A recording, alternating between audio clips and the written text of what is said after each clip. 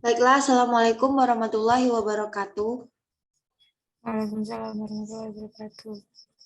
Baiklah, di sini saya akan mempresentasikan materi tentang sejarah sistem numerasi.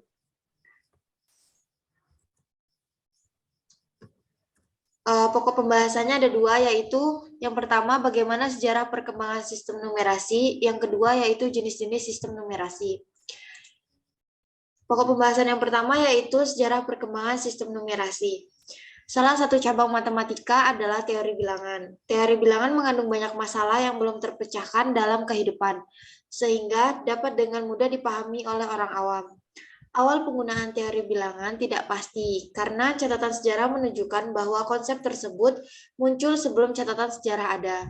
Perkembangan keterampilan teori bilangan bervariasi dari satu negara ke negara lain. Perkembangan keterampilan teori bilangan bervariasi dari satu negara ke negara lain. Konsep jumlah bangsa dapat merupakan hasil adopsi dan adaptasi, dan perkembangannya bergantung pada kemajuan peradaban bangsa dan interaksinya dengan bangsa lain. Berikut penjelasan perkembangan teori bilangan yang dimulai dari peradaban Babilonia, Mesir, Cina kuno, Maya, Yunani, Romawi, India, dan Arab. Pokok bahasan yang kedua yaitu jenis-jenis sistem numerasi. Ada 9. Yang pertama yaitu sistem numerasi truli. Sistem numerasi truli sendiri itu merupakan sistem numerasi pertama yang digunakan adalah sistem lurus. Sistem ini menggunakan tanda hubung 1 untuk kayak pagar gitu untuk mewakili angka. Ini adalah simbol yang mewakili angka yang sama. Perhitungan paling awal dan paling sederhana adalah menggunakan korespondensi 1-1. Sistem ini disebut ijir atau sistem hitung, dan caranya adalah dengan menggunakan goresan atau tongkat pada benda yang akan dihitung. Jenis sistem numerasi yang kedua yaitu sistem numerasi bangsa Babilonia. Orang Babilonia adalah bangsa pertama yang menggunakan simbol angka. Simbolisme yang digunakan oleh orang Babilonia adalah sistem bilangan berbasis 60 atau sistem bilangan seksagesimal yang dicampur dengan basis 10. Bangsa Babilonia merupakan bangsa pertama yang menggunakan simbolisasi bilangan. Jenis sistem numerasi yang ketiga yaitu sistem numerasi bangsa Mesir kuno. Bangsa Mesir kuno sendiri telah mengenal tulisan dan sistem bilangan yang disebut dengan sistem hieroglifik. Sistem bilangan ini menggunakan bahasa 10 yang telah digunakan sejak 2850 sebelum Masehi. Sebagaimana sistem bilangan Babilonia yang masih belum mengenal angka 0, sistem bilangan Mesir kuno juga masih memiliki kekurangan, yaitu masalah penempatan dalam penulisan. Sistem numerasi yang keempat yaitu sistem numerasi bangsa Cina kuno. Bangsa Cina kuno sendiri sudah menemukan notasi posisional bilangan desimal yang disebut dengan rod numeral atau bilangan batang. Sistem yang dikenal pada tahun 213 sebelum Masehi ini sudah mengenal nilai tepat, namun belum mengenal simbol untuk angka 0. Hampir sama dengan bangsa Babilonia, mereka juga menggunakan spasi atau ruang kosong untuk menyimbolkan angka 0. Sistem numerasi yang kelima yaitu sistem numerasi bangsa Maya. Bangsa Maya mengembangkan sistem numerasi yang merupakan hasil adopsi dari tulisan hieroglifik. Sistem numerasi yang digunakan bangsa ini lebih kompleks karena terdiri dari simbol titik dan simbol horizontal. Selain menggunakan sistem numerasi, bangsa Maya juga menggunakan sistem alfabetik dalam peradabannya. Sistem numerasi yang keenam yaitu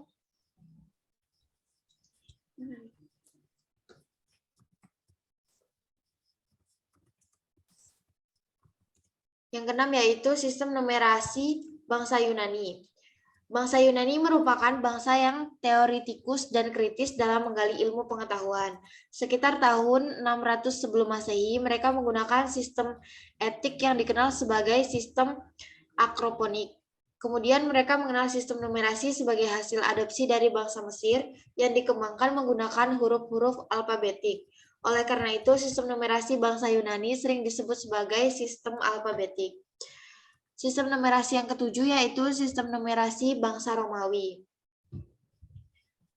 Sistem numerasi bangsa Romawi berkembang pada awal tahun 100 Masehi. Meskipun demikian, awal mula kemunculan sistem bilangan ini belum diketahui secara pasti.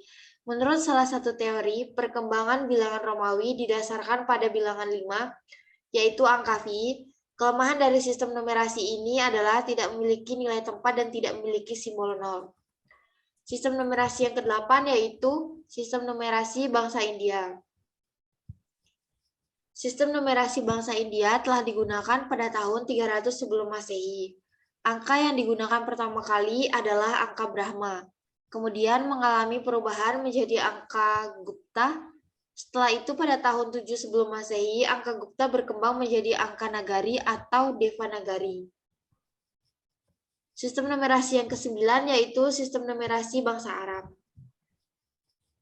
Pada abad ke-7 Masehi, sebelum mengenal angka India, bangsa Arab menggunakan huruf untuk melambangkan bilangan. Sistem ini disebut dengan al-jumal atau abjad. Kemudian sistem bilangan ini mulai mengalami perkembangan dengan mengadopsi bilangan India ketika masuk ke negara Arab. Sekitar tahun 750 Masehi, lambang dan ide nilai suatu tempat sudah dipakai di Baghdad dalam teks bahasa Arab. Pada awal masuknya angka Hindu-Arab ke Eropa menimbulkan pertentangan. Meskipun demikian, angka Hindu-Arab dapat diterima sampai pada tahun 1500 Masehi. Angka Hindu-Arab menjadi sistem bilangan resmi yang dipakai Eropa. Sekian penjelasan dari saya. Apakah ada pertanyaan dari teman-teman?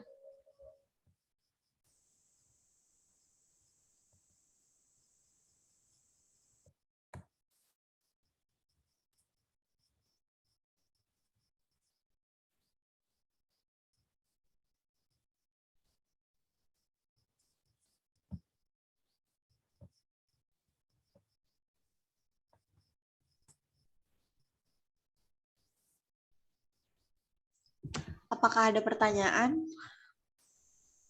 Sebentar.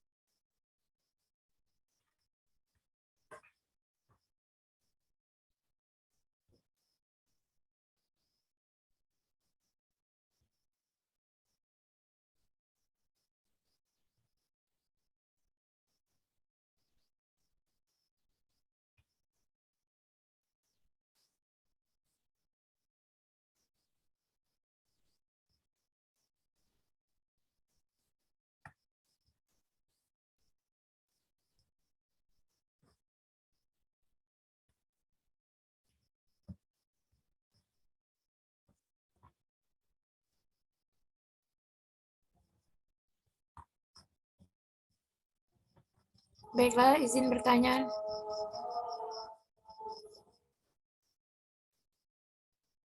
Baik, dipersilakan kepada Fitri Isnani. Pertanyaannya yaitu, mengapa tidak ada angka 0 dalam angka Romawi? Terima kasih.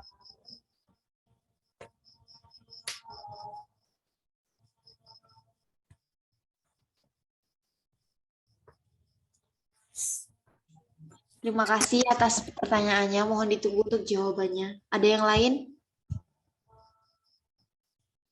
Tidak.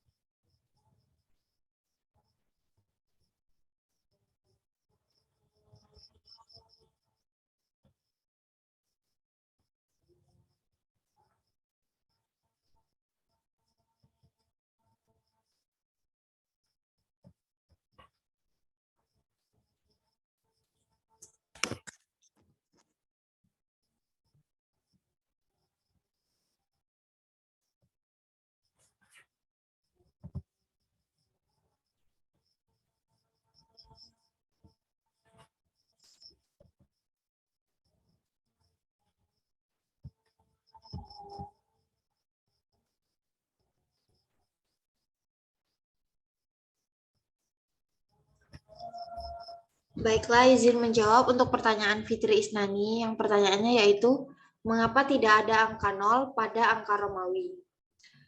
Orang Yunani kuno menyadari konsep 0 tetapi tidak menganggapnya sebagai angka. Bangsa Romawi jarang menggunakan angka mereka untuk aritmatika, sehingga menghindari kebutuhan untuk menjaga kolom kosong dengan simbol 0. Alasan terbesar angka Romawi tidak lagi digunakan dan diganti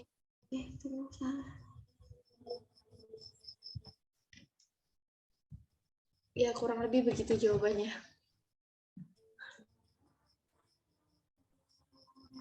Baik, terima kasih Nela. Terima kasih kembali.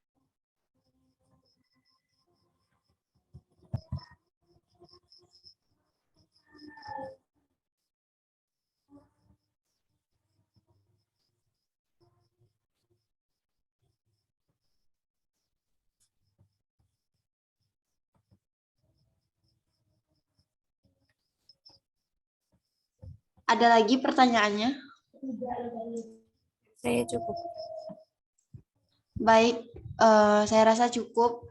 Terima kasih atas perhatiannya. Mohon maaf apabila ada kesalahan. Saya akhiri. Wabillahi taufiq wal hidayah. Wassalamualaikum warahmatullahi wabarakatuh. Waalaikumsalam warahmatullahi wabarakatuh.